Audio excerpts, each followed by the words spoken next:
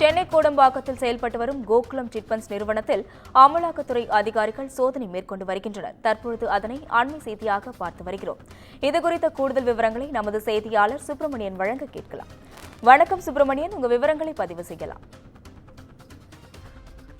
Gokulam chit funds நிறுவனத்திற்கு தொடர்புடைய இடங்களில் அமலாக்கத்துறை அதிகாரிகள் சோதனை மேற்கொண்டு வருகிறார்கள். குறிப்பாக கோகுலம் சிட்பண்ட்ஸ் நிறுவனம் சென்னை கோடம்பாக்கத்தில் செயல்பட்டு வருகிறது. அந்த நிறுவனத்தில் ஏற்கனவே கடந்த 2017ஆம் ஆண்டு வருமான வரித்துறை அதிகாரிகள் சோதனை நடத்தினார்கள்.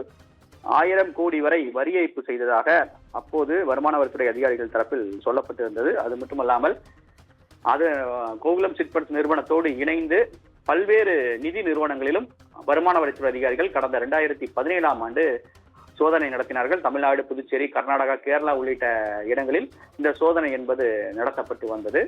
இதன் தொடர்ச்சியாக தற்போது அமலாக்கத்துறை அதிகாரிகள் இந்த சோதனையை மேற்கொண்டு வருகிறார்கள். சென்னை கோடம்பாக்கம் உள்ளிட்ட 5 இடங்களில் இந்த சோதனை என்பது நடத்தப்பட்டு வருவதாக அமலாக்கத்துறை அதிகாரிகள் தரப்பில் தெரிவிக்கப்பட்டிருக்கிறது. சட்டவிரோத பண பரிமாற்றம் தொடர்பாக இந்த சோதனை என்பது நடத்தப்பட்டு வருவதாக அதிகாரிகள் தரப்பில் சொல்லப்பட்டிருக்கிறது. இந்த கோகுலம் சிட்பண்ட்ஸ் நிறுவனம் என்பது திரைப்பட தயாரிப்பு நிறுவனத்தையும் நடத்தி வருகிறது. குறிப்பாக சமீபத்தில் நடிகர் மோகன்லால் நடிப்பில் வெளியாகி சர்ச்சையை ஏற்படுத்தி இருக்கக்கூடிய எம்புரான் திரைப்படத்துடைய தயாரிப்பு நிறுவனமும் இந்த கோகுலம் சிட்பண்ட்ஸ் தான். அந்த திரைப்படத்தை மையமாக வைத்து இந்த சோதனை என்பது நடத்தப்பட்டு வருகிறதா என ஒரு சந்தேகம் எழுந்திருக்கிறது.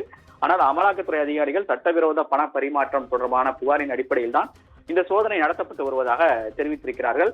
சோதனை பாதுகாப்போடு, அதாவது சிஆர்பிஎஃப் வீரர்கள் பாதுகாப்போடு இந்த சோதனை என்பது தற்போது நடந்து கொண்டிருக்கிறது.